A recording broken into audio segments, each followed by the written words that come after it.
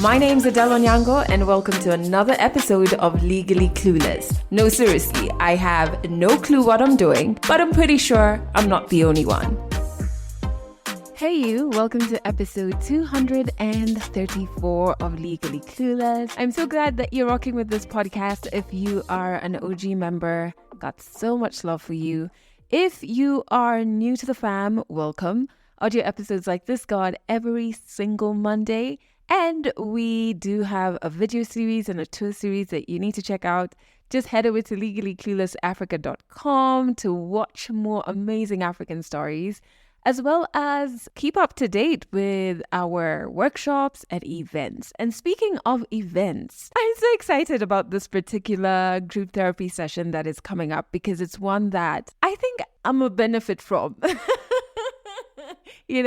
So we every second month have group therapy with my therapist, who I then pulled over to be our therapist. Her name is Faith. She's amazing. She literally single-handedly just nursed me back to health. I keep on thinking about how, last year, early March, I was in a dark space, battling suicidal thoughts and just so much happening and confronting so many losses. And I acknowledge that I did a lot of the work, because you can go to therapy, but if you don't put in the work, there'll be no results. So I acknowledge my input 100%, but she really held my hand. Oh my goodness. Anyway, so back to our upcoming group therapy session, which is on the 16th of September. We have been navigating themes around losses, and this time around, we're going to be looking at grief, the loss that comes from the death of a loved one. It's so hectic to navigate.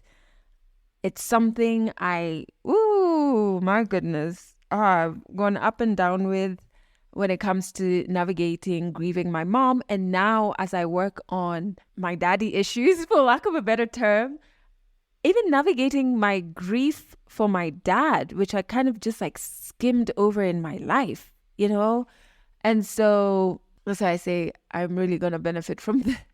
There's no way I'm missing this one. And so it's on the 16th of September at 9:30 a.m.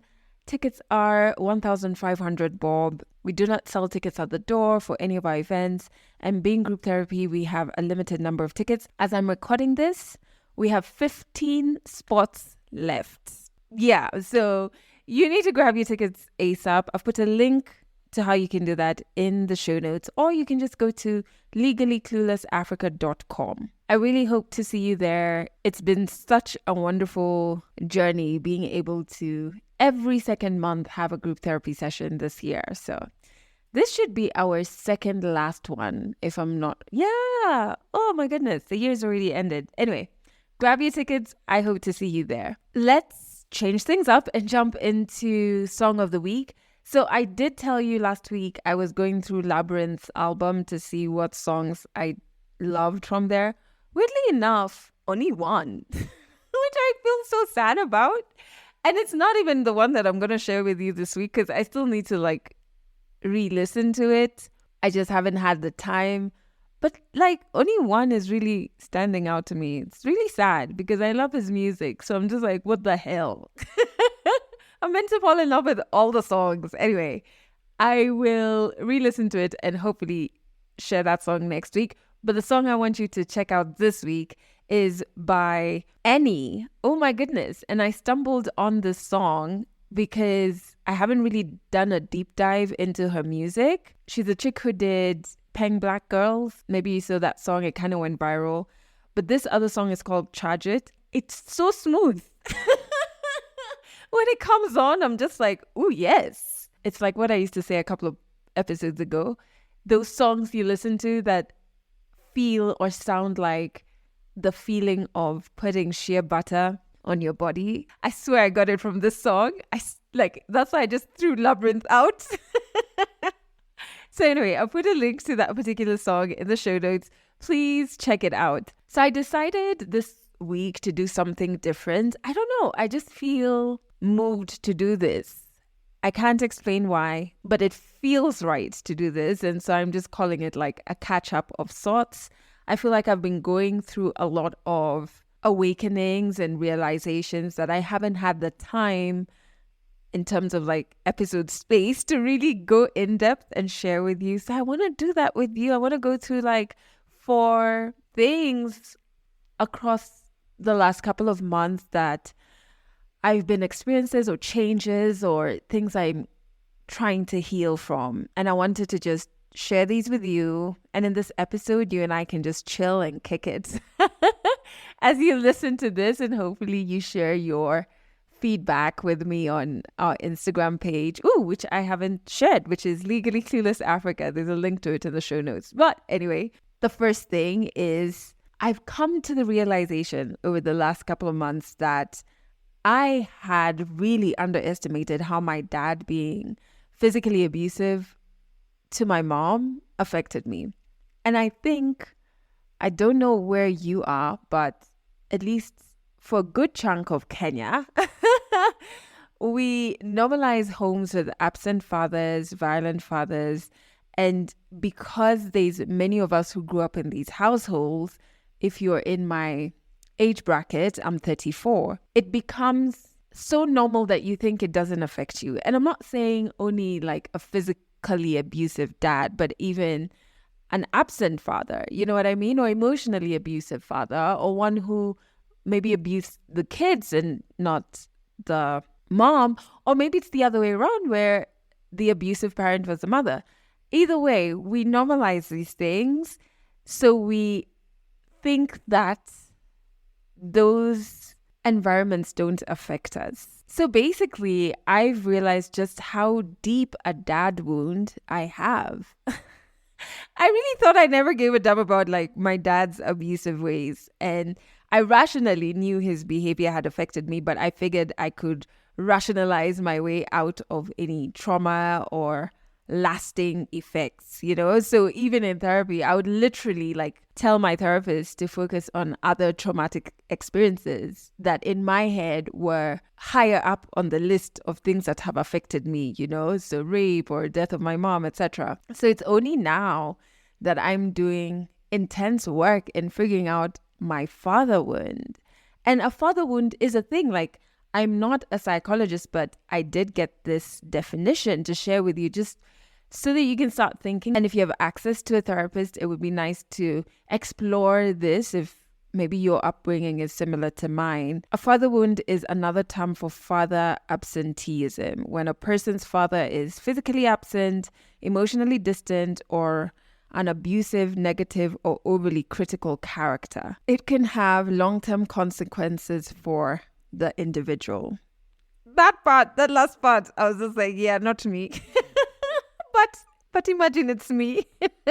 But imagine it's me. And I've had to really go back to just really scary moments that I had growing up with my dad. One of the things I always keep going back to is like the final fights. It was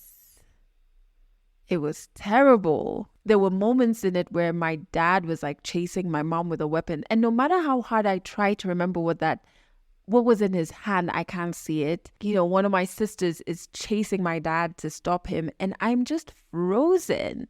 And for the longest time, I felt so guilty that in that moment I didn't do anything. And there was moments where, because I'm not going to lie, I was close with my dad. And in that fight, there was a moment where he was like trying to honestly manipulate me, if we call it what it is.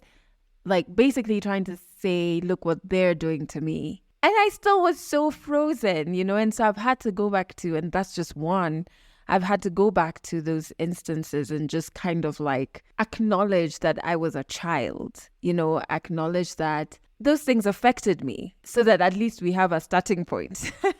If you think something doesn't affect you, then you're not going to try and unpack or heal from it. But I think what has allowed me to start healing from my father wound is acknowledging that I can both love and hold my dad accountable at the same time. I think once I realized that holding him accountable didn't mean I had to hate him, I allowed myself to open that door. And to some extent, I I'm better placed because he's passed away. If he was alive, I wouldn't be dependent on him. So I don't have to deal with healing something while still having to engage with him or be dependent on him or watch him not change his ways. Because that's another thing. You're healing from an abusive person, but that person is not stopping the abuse. Tricky. But so I'm in a way privileged that I don't have to experience that. But it made me go way back, and to my sessions, I've been going way back. And I remember really understanding things that happened during my parents' divorce. Because during divorces, you can feel like people are either all good or all bad, like extremes of the spectrum. And even though my mom never made me feel like I had to pick a side at all, even when my dad passed away, which was 2007. Yeah, 2007. I actually just had to look at a cutout of his obituary because I have that framed on my work desk. And before it was hidden in a box. But now I've put it here. And with time, it'll move to my ancestral altar. He's in probation. No, but even when he passed away, my mom was in the States and she came back and she made sure that, we went for all the funeral meetings and we went for the actual funeral. So, she never made me feel like I had to pick any sides. But even though that's true, we'd be around my mom's side of the family who understandably hated my dad because he had put her in such unsafe situations that could have cost her life. And so some of the conversations that I would overhear or eavesdrop on would leave me conflicted because I didn't know how to hate this man, even though I knew the wrong he had done. And I've come to the understanding that I've never hated my dad. And I think a part of me wondered, since I loved him loudly, I laughed at all his jokes. I laughed when he'd come home and tickle me, even when sometimes the tickling was painful. I'm just like, my goodness. Do you not have the skill?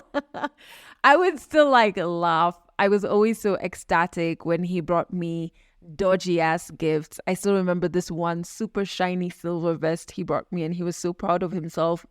And even as I took it, my mom was looking at me the sense of just take it. Even as I took it, I was just like, bro, who do you expect to wear this hideous thing? Even with all of these things that I felt like I was contributing to our relationship, I wondered why his actions and the abuse still persisted, even with all of these things I was doing and how I was arriving in our relationship, And when you keep doing that over time and you're doing it not even consciously, right?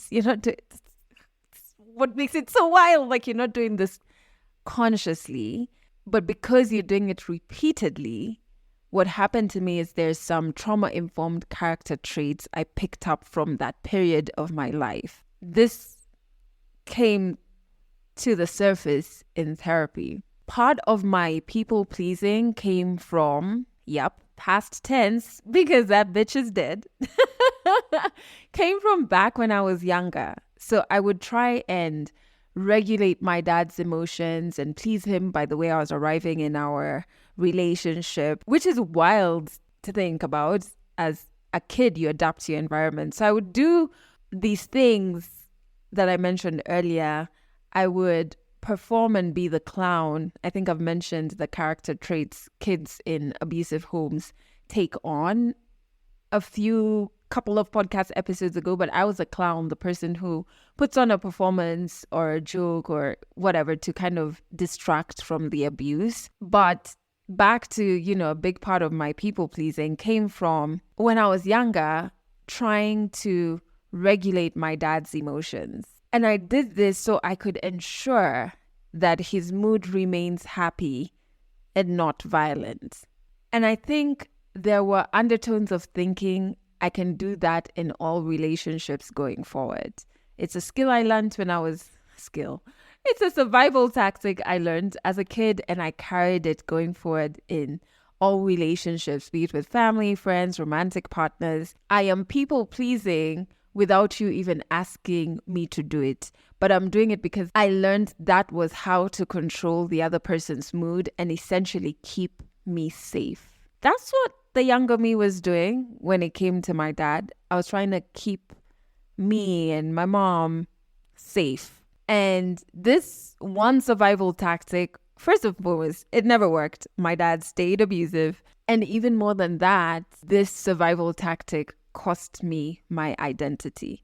Because I was always malleable, right? Changing myself to please others because it's how I knew to survive. And my insides was still on survival mode. Even though I was long past that abusive home, nothing had changed internally. And over the past couple of months, I've had to learn that I am not in control of any person's emotional state, neither is it my responsibility.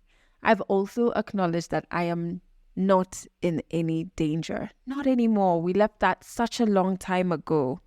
And I'll get to that danger bit in a moment. But another survival character trait I picked up was becoming hypervigilant. Monitoring when someone close to me's mood changes, even slightly, like the tone of their voice, their facial expression, any small thing, I'm monitoring to see when your mood changes. And I used to do that with my dad so I could detect if he was going to be violent or not. Another survival character trait, I don't know, I'm just calling it that, but another survival character trait that I picked up and I carried it with me subconsciously to keep myself safe. When I detect a change in mood, I spring into action, doing anything to change your mood back to happy so that we're safe. I would round off normal emotions like sadness or irritability or even anger. I'd round them off to abuse. And even worse, I assigned myself the blame for that emotion. So that's why I was responsible to change it. Even if I'm not involved in what has made whoever this person is irritated or angry or sad, but I would assign the blame to myself, take the responsibility on to people please them back into a good mood so that we're safe. Fucking wild, right? I remember some time back with my partner, he was sharing how his day or a project was going shittily. And I kept trying to make him move away from those feelings, right? And I kept trying to be optimistic and look at the bright side of things, The more he kept sharing how irritated he felt with this particular thing, the more I would work harder to move him out of that state. Until at a point he said, imagine it's okay to let me be angry. And I had to pause and be like, actually, yeah. I was doing that thing, I was doing the thing that I a pro at because I learned it so young and I carried on doing it across decades. And what's wonderful is learning why I do these things, because then it makes it easier to unlearn that and learning how to communicate these things with the people close to me and allow them to see me as a human. It gives context to why I do the things that I do or what I'm struggling with. Navigating this father wound and its symptoms has made me realize just how much work you have to do on yourself before even thinking of having kids. You have to consciously break the cycle or you're just going to repeat it. Another thing that I have been experiencing across the last couple of months is my nervous system relaxing. So as I'm doing all of that work in telling myself, okay, we need to drop these character traits, we're no longer in survival mode, we're safe. What has then happened is for a better part of the last 2 months, I have been extremely tired. I think I've mentioned it on the podcast before. At a point, I thought it was the weather because it was super cold. It was getting harder for me to wake up. And my body sometimes would feel like I've gone for a jog and a half, yet we all know this girl does not jog. The exhaustion was just so real, and it still is. I feel like I'm coming out of it. But what I've realized is this exhaustion was coming in at the same time when I was super acknowledging that I finally feel safe. decades later, my nervous system is relaxing. And I literally had that thought of safety some weeks ago when I was starting to dream of what decor changes I'm going to make to my wonderful home. And I was thinking about lampshades. I was thinking about a particular accent wall I want to do in my office. And I had started even engaging certain suppliers for certain things. And I don't know at which point I hesitated to do something or to reach out to a particular supplier, or I can't remember, but I hesitated. My very now kind inner voice said to me that we're safe. No one's coming to take this away from you or to hurt you. You're allowed to enjoy this. We're safe. Like, we can settle down here. We're safe.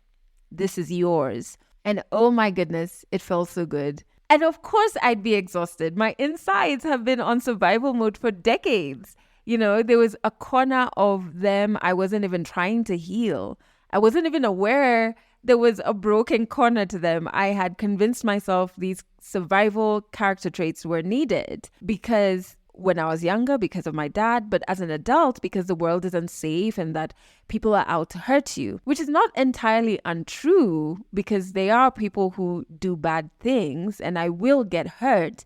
But all I need is a silence loud enough for me to hear my intuition. That's all. And that's more than enough, And so I've been feeling a lot more slightly groggier and just like slower, but I've also been very graceful with myself through it. I'm not shitting on myself.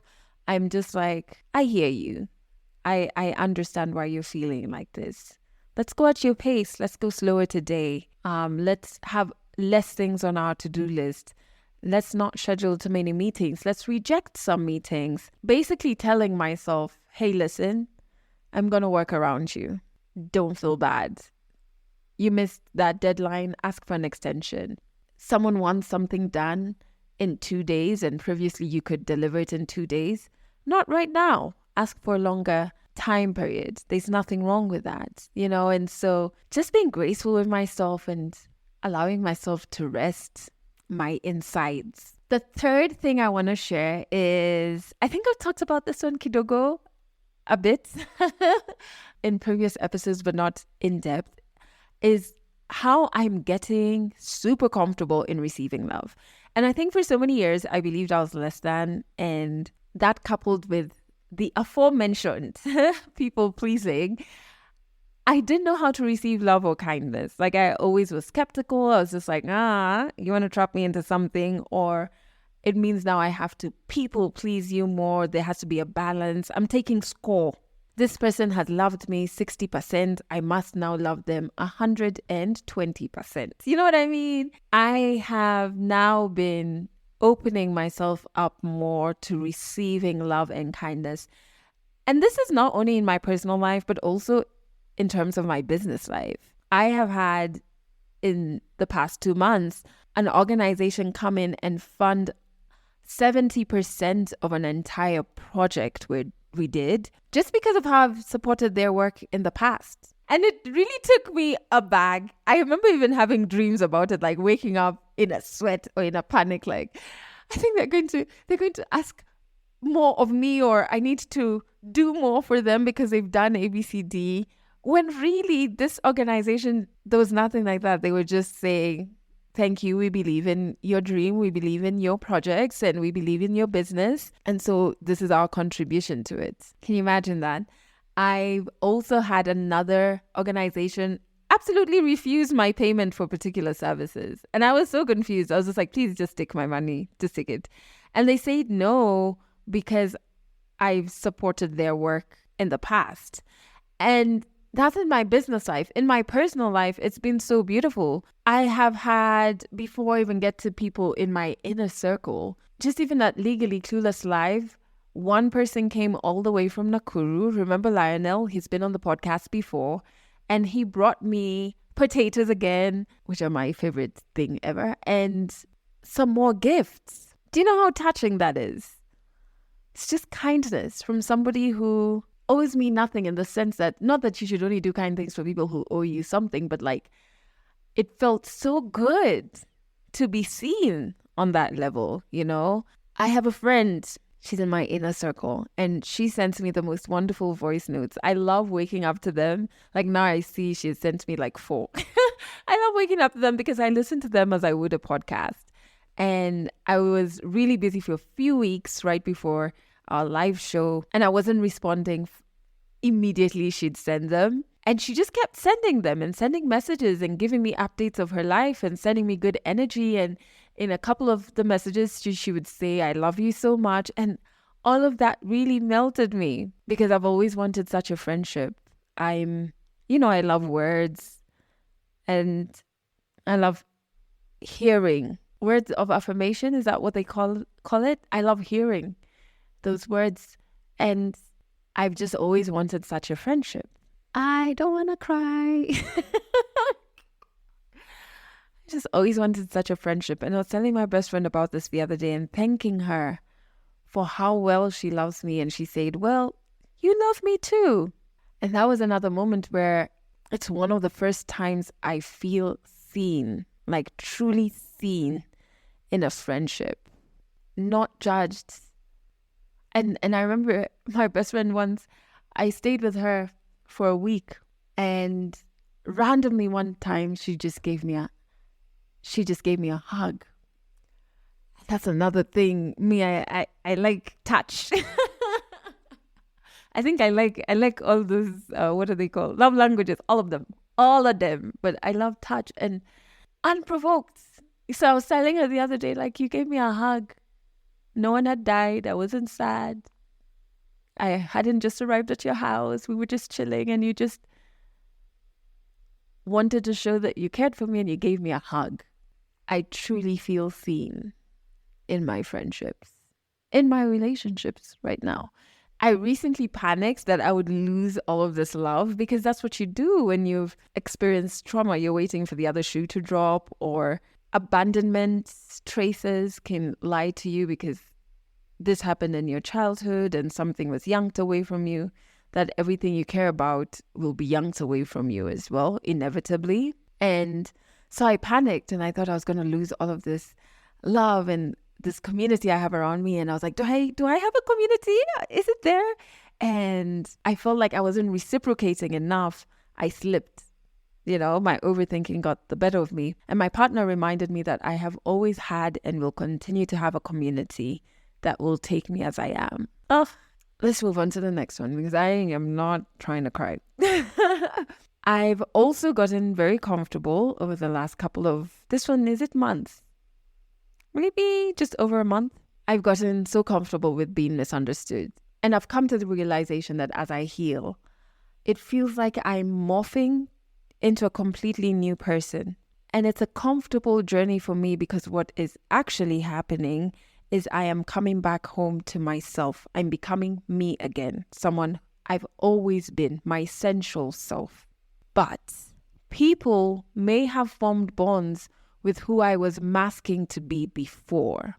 So only someone who themselves have been on or are on or have attempted to really heal will understand me. But in addition to that, I don't have to do a tour explaining my healing or what I'm healing from or how it's affected me. No, I found that can easily make me slip back to previous behavior like people pleasing, etc. So I have found comfort in knowing that I will be misunderstood. I've made peace with that fact. And because I now honor who I am, I now love who I am very careful not to overexpose myself to that energy. That has been one of the most powerful realizations I've come to in the past couple of months. And the fifth and last one is people just are. They're not all bad. They're not all good. They just are. And this has been instrumental in erasing my guilt when it comes to having healthy boundaries. Because previously, I would be so fast to block people. Like, I blocked people while they're responding to me on WhatsApp. You got blocked instantly. If I sense any madness, block. It was a case of the extremes again. Either you're all good and you get to stay super close to me and I people please you like crazy, or you're all bad and we have to block you or cut you off. Now, the problem with this is even those who are close to me, when they would either take advantage of me or behave in a manner that wasn't nice to me, I would whitewash that shit because they were on the good side of the spectrum. And again, I'm working with extremes. It's either you're all good or I cut you off. And there were people who I didn't want to cut off at the time because I didn't want to be alone. And I didn't think I deserved better. And I've come to understand boundaries don't mean I don't love or care for particular people.